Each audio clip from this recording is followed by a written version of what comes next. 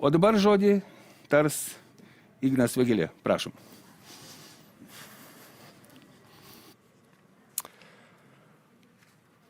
Labas rytas visiems, kurie stebi. Brangus Lietuvos žmonės. Šiandien svarbi ir labai simboliška diena. Prieš keletą dienų šventėm vasario 16-ąją ir mūsų Lietuvos atkūrimo šventę.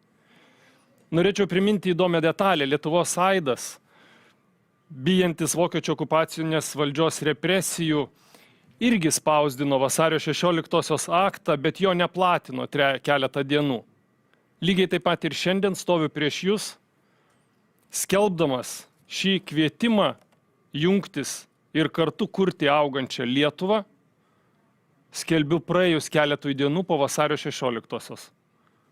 Tai yra ypatingas dokumentas, kurtas daugiau nei 50 docentų, profesorių, profesionalų, visuomenininkų. Nepriklausomybės aktą kūrė 20, o mes subūrėm 50.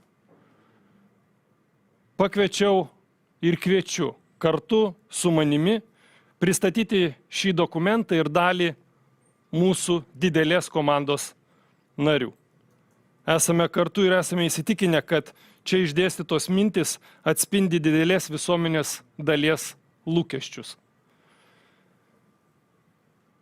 Brangus Lietuvos žmonės, mes oficialiai pradedame žygį į Vilniaus Simono Daukanto aikštę. Šiandien aš stoviu prieš jūs ir kalbu ne kaip kandidatas, bet kaip bendrakeleivis. Kartu su jumis visais keliaujantis mūsų tautos ir valstybės pažangos ir klėstėjimo link. Būtina suvokti momento svarbą. Stovime istorijos kryžkelėje. Mūsų pilietinė tauta sparčiai nyksta ir išmintinga valstybė visais aspektais. Kompetencija ir atsakomybė praradusiai valdžiai nebegirdint savo žmonių, vyksta nebegrįžtami procesai. Todėl šie rinkimai yra viena iš paskutinio, gal ir paskutinė galimybė sustabdyti tautos nykimą ir mūsų valdžios ir valstybės pasidavimą. Kitaip reikės rinkti prie Mindaugo kojų sudaužytos Lietuvos trupinius. Artimiausiamis dienomis, artimiausiamis savaitėmis, artimiausiamis mėnesiais jūsų priimti sprendimai lems mūsų valstybės ateinančių kartų ateitį. Trumpam sustokime ir apsidairykime aplink. Gyvename karais konkuliuojančiame pasaulyje, kuris žvangina ginklais. Mes privalome veikti taip, kad išsaugotume mūsų valstybėje taiką. Ne dėl pastatyto namo, ne dėl paveldėto žemės ar dėl pasodinto medžio, bet dėl mūsų visų ateities. Pažvelkime į mūsų vaikų, mūsų svajonių paveldėtojų veidus. Vardan jų ateities, vardan mūsų nuostabios šalies. Tuo tarpu jau keletą metų esame susipriešinimo viršukalnėje. Tuomet, kai reikėtų vienytis, dažniausiai argumentai yra žeminanti etiketė arba patyčios, galbūt dar pagieža. Valdžioje įsigalėjęs melas ir veidmainystė. Giriamės tariamais Lietuvos pasiekimais, kai tuo tarpu arti 700 000 Lietuvos gyventojų yra arti skurdo ribos. Juk tai ketvirtis mūsų tautos.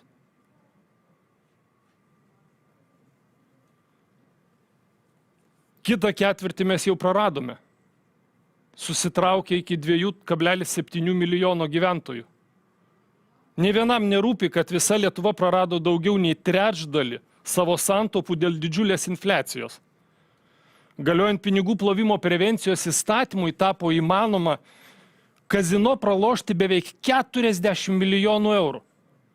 Tapo įmanoma, kad valstybinė ir su jie susijusi savivaldos valdžia pati prašo kelti nacionalinio statybos stadiono kainą ir siūlo tęsti statybą, net neskelbdama konkursų už 140 milijonų. Tapo įmanoma iš visų Lietuvos vartotojų susirinkti 160 milijonų elektros skirstymo įmokų po to, kai dar 2018 metais ta pati ESO iš tų pačių vartotojų susirinko 50 milijonų daugiau nei turėjo. Ir nei viena institucija, nei dėl vieno fakto nepradeda jokio tikro, skaidraus, objektyvaus ir sąžiningo tyrimo. O gal girdėjote bent vieną mūsų valstybės vadovą pasmerkianti tai? Visai neseniai įsiteisėjo nuosprendis baudžiamojo byloje, kurio nuteistos 2 partijos ir keli parlamentarai. Nuosprendžio korupcinio veikų aprašymuose minimos ir kitos dabar daugumą sudarančios politinės partijos ir parlamentarai. Ar girdėjome tikrą politinės sistemos vertinimą ar pasiūlymą sąžiningai įveikti šitą korupcinę sistemą? Sakau labai drąsiai. Korupcinė sistema, nes tai konstatavo įsiteisėjęs teismo sprendimas. Politinė sistema, kurios nariai susipynė tarpusavio ryšiais, pradedant koncertais ir vakarienėmis už valstybės lėšas, tęsiant ministrų čekučiais ir Seimo narių parlamentinėmis išlaidomis ir baigiant milijonais taškomais lėšų tariamiems nacionaliniams projektams. Tuo tarpu siekiant efektyvumo, paprastai tariant taupimo sumetimais, tolinamos sveikatos apsaugos paslaugos, reformomis prastinama švietimo sistema. Kaip politikai gali ramia sąžinė žiūrėti į dažniausiai pagyvenusius asmenis, kurie gyvena nepritekliuje, kai šalia sodros perteklinis biudžetas, sukauptas perteklius sodroje, šių metų pabaigoje bus 3 milijardai eurų.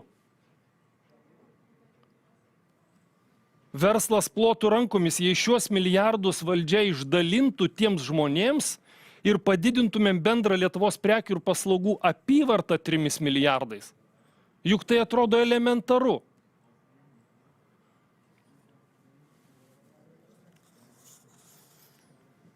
Laikau kvietimą savo rankose.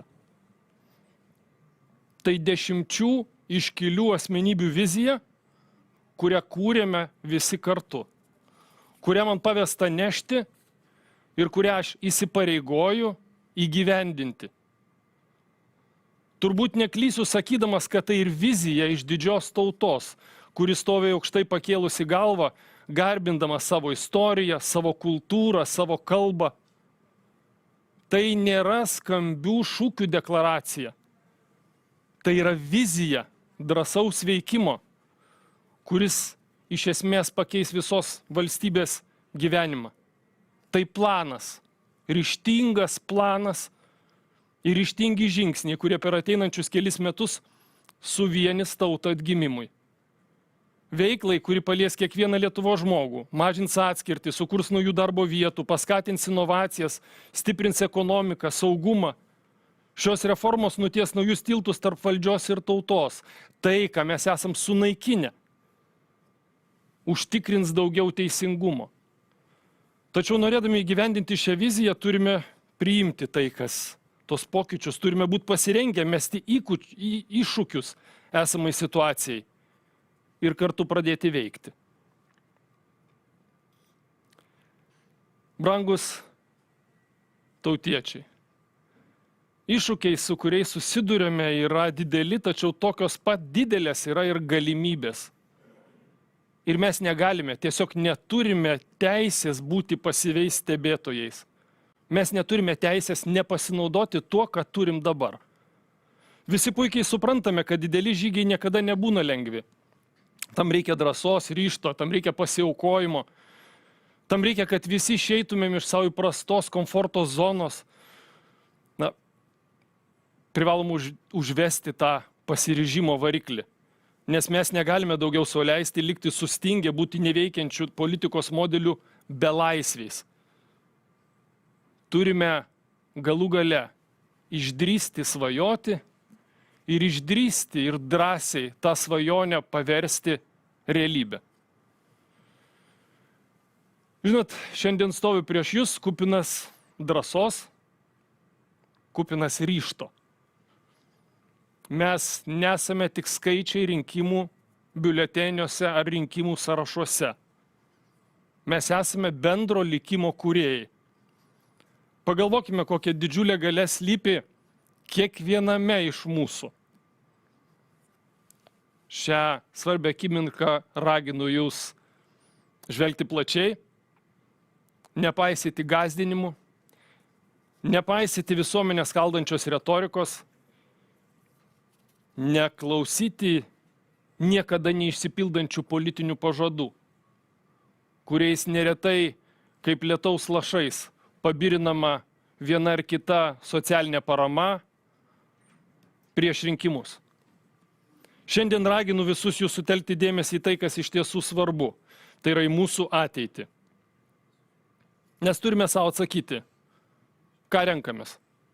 Ar baimę? Ar renkamės viltį?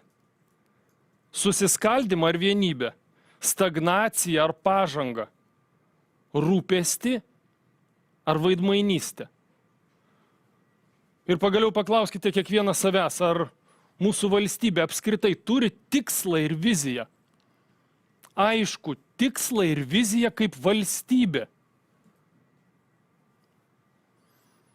Palikim tą, pabėkim nuo to niekingo triukšmo, įveikim baimės, statykime tiltus, o ne sienas. Būkime permainų architektais ir teisingumo gynėjais. Šiandien kreipiuosi jūs ne kaip kandidatas, kaip bendra pilietis. Esu tvirtai apsisprendęs ir pasiryžęs sąžiningai tarnauti ne politinėms ar ekonominių interesų turinčioms grupėms, o visai visuomeniai. Atėjo laikas vienijančiai ir drąsiai lyderystiai, tačiau čia stoviu ne tam, kad dalinčiau pažadus jums, o tam, kad prisimčiau įsipareigojimą. Įsipareigoju jums, jūsų šeimoms, jūsų bendruomenėms ir ateities kartoms.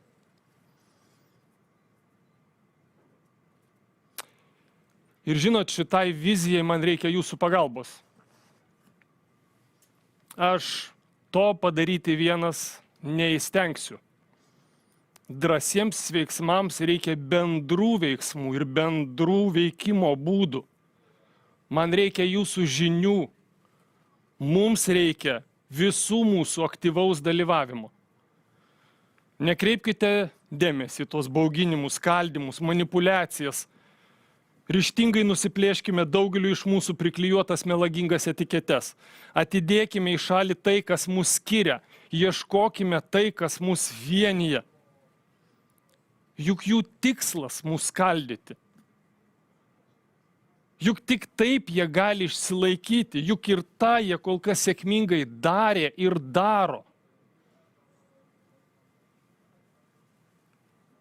Mes neturime kito pasirinkimo, mes privalome susivienyti kaip ryžtinga tauta siekianti bendro tikslo. Aš žiūrėdamas kiekvienam į akis, važinėdamas po kaimus, miestelius, miestus, susitikdamas su žmonėm, kiekvienam iš jūsų į akis sakau tą patį. Ir kviečiu susivienyti bendrai vizijai, susivienyti šiai kelioniai. Pasiraitokim rankas ir imamės darbo. Pakvieskite giminės, pakvieskite kaimynus, pakvieskite draugus. Skleiskite šią vienybės atgimimo viziją visiems. Kalbėkite ir ginčykitės, bet argumentuotai. Svarbiausia, kad argumentuose gimtų tiesa, kad argumentuose gimtų susivienimas šitam būtinam valstybės kūrimo tikslui.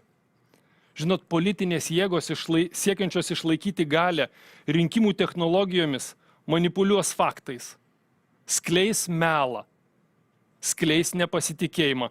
Tuomet, prašau visų jūsų, klausykit argumentų, klauskit argumentų, atmesdami epitetus ir demaskuodami manipulacijas.